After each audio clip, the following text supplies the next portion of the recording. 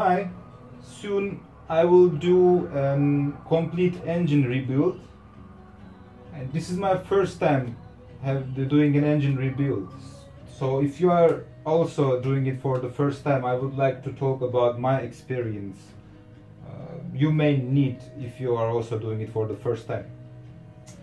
And in this video I would like to talk about the workshop itself and the tools, the necessary tools for my particular bike. My particular bike is a single cylinder 4-stroke engine. It's called CBF 150. But according to your country, I'm sure that it's different. I guess it's called Hero or something in Latin America, but I'm not sure. And by the way, enable your subtitles, because in between I may add some subtitles. And first of all, I would like to talk about your mood. You need to be happy.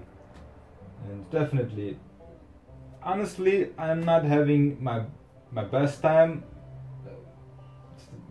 Actually, I'm having my worst time ever in my life. I feel terrible, I feel sad and exhausted with feelings and stuff. You know, my mind is completely somewhere else. The reason I start doing this is kind of a therapy. I like working with my hands. I like doing repairs, I like working with machines, and I thought about to just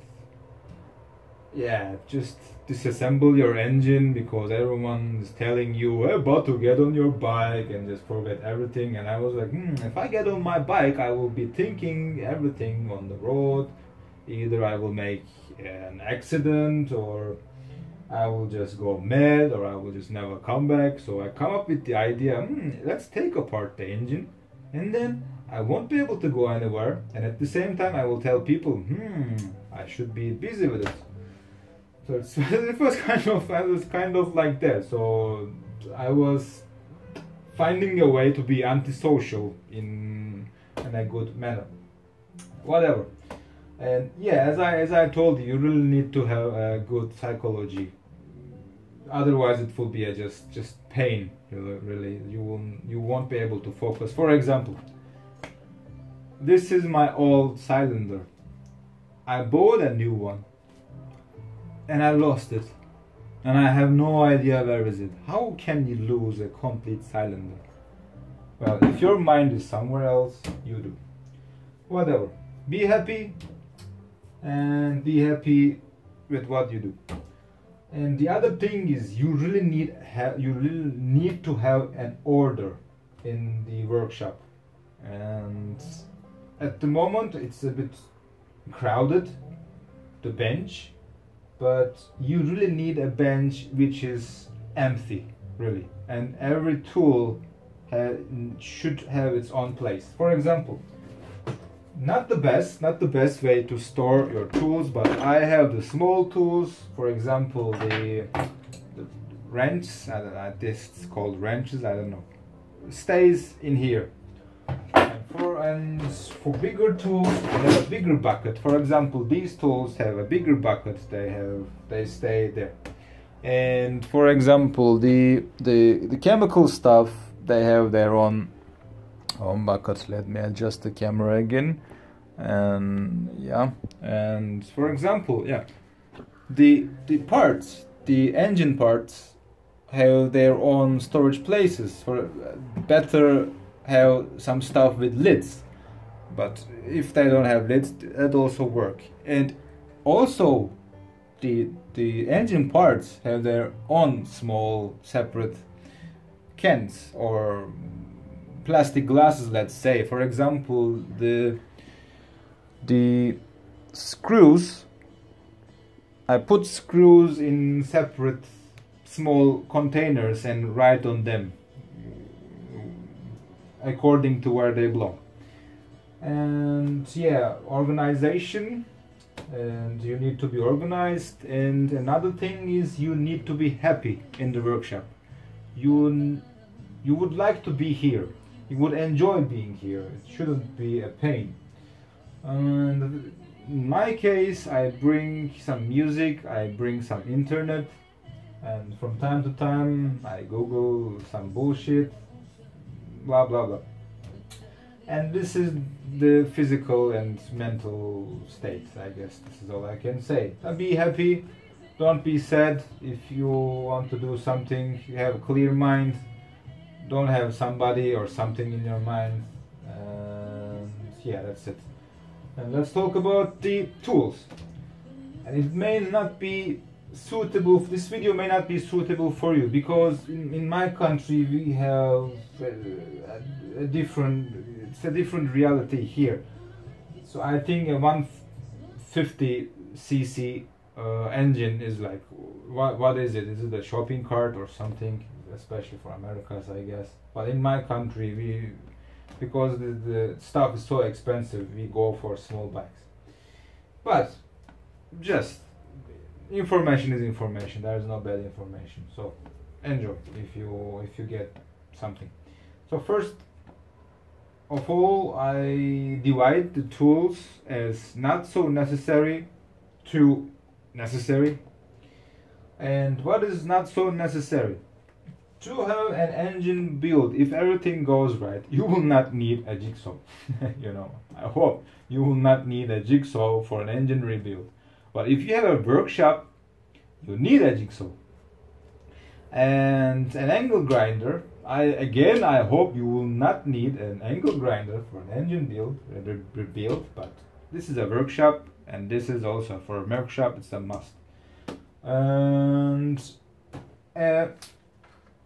a cordless screwdriver. It is not so necessary, but for me it is very essential.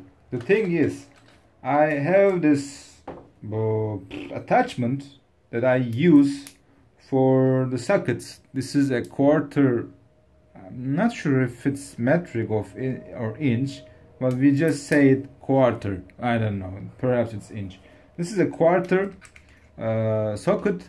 And then with this attachment, I can use it with the cordless screwdriver, and it makes my life much easier, because then unscrewing the bolts or screwing the bolts are very fast. But I don't use it to fasten them, to torque them, just to unscrew or to set them in a fast way, because you have so many bolts. And I get really bored doing them all by hand with the socket wrench. This makes it much faster. And what's not so necessary? Some tweezers. I use tweezers all the time. Not so necessary, but if you have tweezers, these are medical tweezers, one straight, one angled, and this is kind of a hook. You can use them. And I won't go into screwdrivers and pliers and stuff, retaining ring removers and things. These are a must. You really need to have them. It's just no question. A socket wrench set. I have a quarter socket wrench set. The reason I have a quarter is because some bolts are in tight places.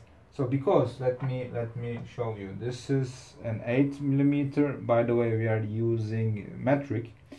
This is an 8mm, and this is a 10mm. And look at the size difference. This is even for bigger bolts. And how big? Look how big the half. We call this half. We call this quarter. And it's obvious that you cannot jam it in every tight place. So this is why you need a quarter. And then obviously you need some range, some open end, some closed. I don't know if it's the right terminology for them, but for tight places you need them. For others you need this. Of course, that's a must. And an impact gun can be used with compressed air, electric. Can be even battery powered, cordless. You need one.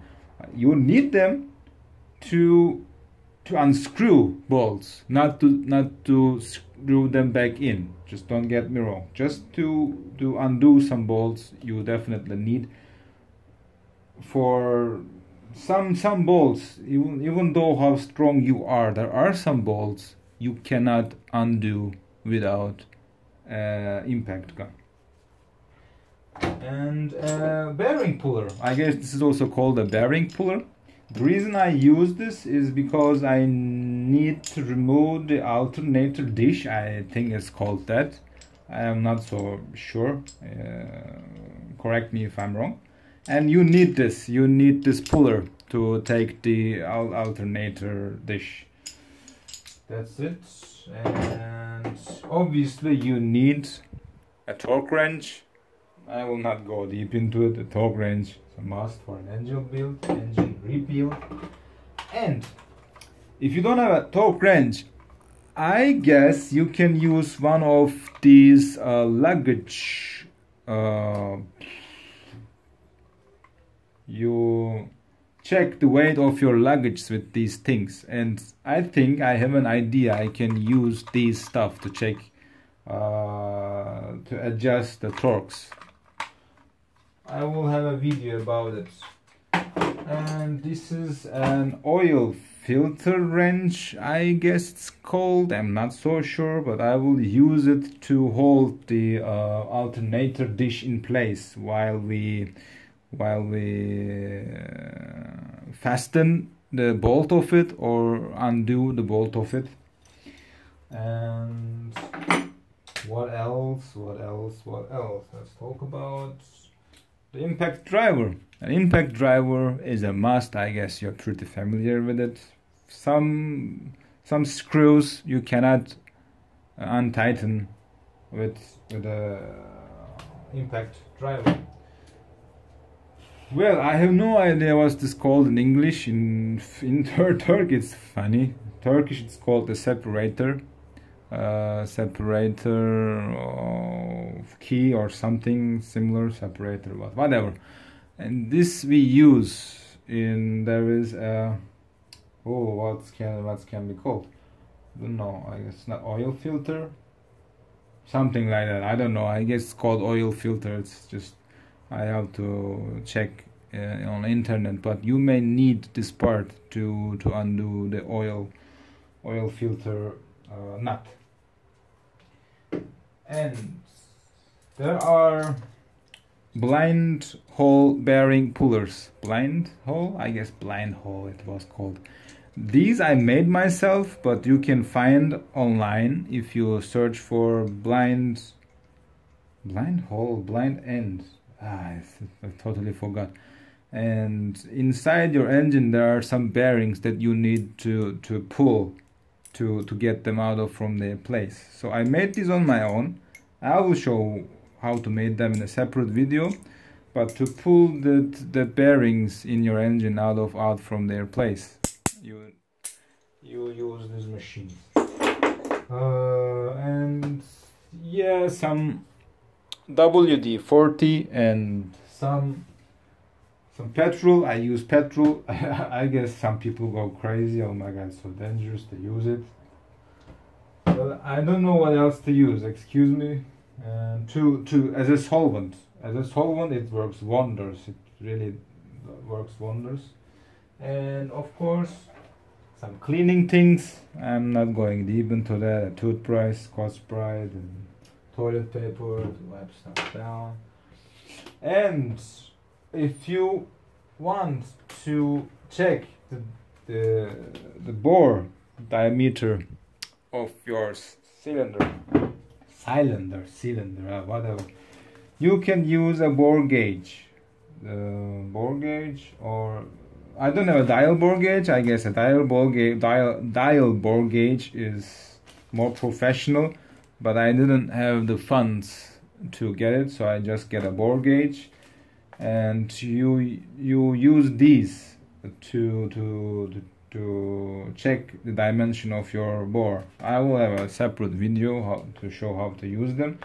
But to be able to use them, you also need a micrometer or a caliper.